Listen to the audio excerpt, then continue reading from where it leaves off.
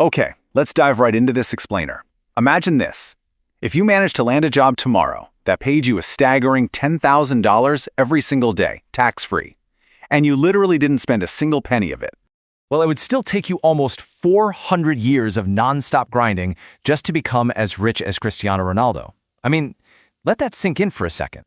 4 centuries of earning 10 grand a day. According to the latest data from Bloomberg, Ronaldo's net worth has officially blasted past the $1.4 billion mark. That puts him inside one of the most exclusive, hyper-elite rooms in all of human history, a tiny, tiny circle of legendary athletes, right up there alongside Michael Jordan, LeBron James, and Roger Federer. Now, what's really fascinating here is the structural difference. If you look closely at the math, Ronaldo is a massive anomaly. When we analyze high net worth portfolios, we're always looking for structural patterns. And structurally, Ronaldo is an absolute outlier. He's the very first traditional footballer to ever cross this billionaire threshold. But here's the kicker. He didn't get rich the way the others did. There's no massive corporate equity empire here. There's no single early-stage venture capital investment that just exploded 10,000% over a decade. Nope. Instead, Ronaldo engineered a totally unique, highly calculated financial blueprint to achieve that billionaire status. To really understand how he pulled this off, we have to track his trajectory. This is the story of how a kid growing up on a small island in Portugal, who was literally begging for leftover burgers at a local McDonald's just to feed himself, managed to systematically build the largest financial empire in sports history. Now, in traditional wealth management, elite athletes build their fortunes using 3 distinct pillars. 1. Career and prize earnings, which is just the raw salary paid directly by the team. 2. Corporate sponsorships. And 3. Personal business ventures and long-term investments. Let's dive straight into how Ronaldo maximized these pillars like an absolute machine. All right, let's look at the breakdown. Pillar 1, the outlier salary structure. In his 20-plus years playing at the absolute pinnacle of European football, dominating for Sporting Lisbon, Manchester United, Real Madrid, and Juventus, success just followed him everywhere. And as you know, where success goes, massive capital follows. From his professional debut all the way through 2023, Ronaldo pulled in an estimated $500 million just from his club salaries. But here's the crucial point, the leakage. Normally, a massive chunk of that cash gets completely wiped out by really aggressive European tax rates, agent fees, management cuts, and of course, the immense cost of maintaining the lifestyle of a global icon.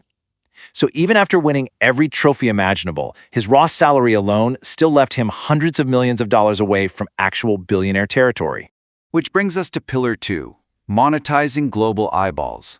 Ronaldo did something highly strategic here. He basically became the most famous human being on the face of the planet. Seriously, if you look at social media metrics, absolutely nobody possesses a larger digital footprint than him.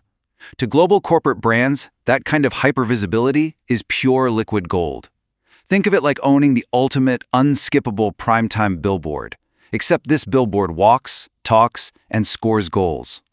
When you have that much leverage, brands don't just sponsor you, they literally bend to your will.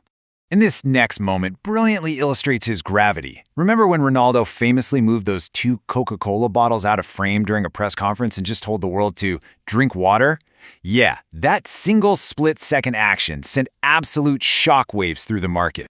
Yet companies like Nike happily pay him a reported $18 million a year on a lifetime contract just to stay in the CR7 business. Everyone from Armani and Tag Heuer to Herbalife and Louis Vuitton has chased his reach. Wildly enough, at one point, he was actually generating more revenue annually from his Instagram monetization than from his actual Juventus playing contract. In total, traditional sponsorships injected a massive $175 million directly into his net worth. But this is where the real wealth-building shift happens. Pillar 3, vertical brand integration. Because, think about it, when you already command the absolute undivided attention of the entire world, why waste all your energy promoting other people's products when you can just sell your own? Enter CR7. Ronaldo took his personal brand and treated it exactly like a diversified holding company. He launched shoes, premium fragrances, underwear, and luxury hotels. You can kind of think of his business empire like a high-volume retail engine. See, most celebrity products try to sit exclusively in the ultra-luxury, high-priced space. But Ronaldo? He went entirely the other way. He focused on mass-market aspiration. He actively priced his products so that millions of ordinary working fans worldwide could easily afford to own a small piece of the CR7 lifestyle. Moving on to Pillar 4, Elite Financial Advisory. Doing bicycle kicks in the 90th minute is one thing for sure, but managing a global retail supply chain? That's a whole different ballgame. To scale properly, Ronaldo brought in elite talent. He partnered with a highly private, incredibly discreet Lisbon wealth manager named Miguel Marquez, the head of LM Capital. Marquez, who cut his teeth deep in the elite banking sector, came in and took complete control of Ronaldo's long-term financial architecture. Instead of letting Ronaldo's money just sit stagnant in basic savings or throwing it into highly volatile speculative assets, Marquez executed a textbook strategy of vertical integration. He directed capital right into media, premium real estate portfolios, and international hospitality ventures. They basically played the classic billionaire game, quietly deploying capital into hypergrowth sectors behind closed doors. We're talking tech startups, artificial intelligence firms like Perplexity, and booming global sports infrastructure like paddle tennis networks. So while Ronaldo focused entirely on winning trophies on the pitch, his wealth managers were silently, masterfully steering his fortune behind the scenes. But even with an elite wealth manager by his side, there was still one final massive catalyst needed to push him over the finish line into the 10-figure club, and it arrived via a massive geopolitical shift in the sports world. Pillar 5. Capitalizing on market disruption. In 2023, Ronaldo made the highly controversial move to sign with Saudi Arabian club Al Nassr. Now, while critics online were loudly claiming his elite career was over, the financial reality was completely unprecedented. His initial contract paid him an astonishing, eye-watering $200 million per year. Then in 2025, he signed a historic contract extension that industry analysts confirmed as the single most lucrative deal in the history of sports. Bloomberg reported that this extended deal pushed past $400 million. It cleanly wrapped in his global image rights, commercial alliances, and strategic ambassadorial roles. Just to put that into perspective for a second, during his 4 years in Saudi Arabia, Ronaldo is earning significantly more raw cash than he did during his entire 2-decade career in elite European football combined. And because Saudi tax structures are radically different, almost every single dollar of that massive paycheck is pure net income. Combined with a reported 15% equity stake in the club itself, that Al Nassr deal acted like an absolute financial rocket booster, launching his net worth firmly to that $1.4 billion mark. Which brings us to the final piece of the puzzle, the macro picture, the ultimate asset. When you zoom out, this entirely redefines how we view sports wealth. Look at Roger Federer. He became a billionaire off the back of a highly lucrative 3% equity stake in the booming Swiss running shoe company On.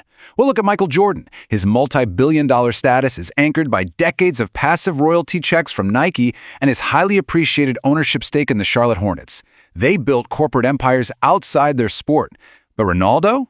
Ronaldo did it by turning himself into the ultimate high-yield financial asset. He realized early on that modern football clubs aren't just buying goals on a pitch anymore. They're buying a massive, self-contained global marketing ecosystem. An ecosystem that brings instant relevance, explosive shirt sales, huge corporate sponsorships, and literal billions of digital impressions overnight. He didn't need to build the next Apple or Nike. He engineered his own personal brand into a multi-billion-dollar financial instrument. So what does this all mean? The ultimate lesson here is pretty simple. True generational wealth happens when you stop trading your manual hours for a basic paycheck and start building your own unique personal leverage. Thanks for joining us for this explainer. It really makes you wonder, what kind of leverage are you building today? Think about it. Don't forget to subscribe, and we'll see you in the next one.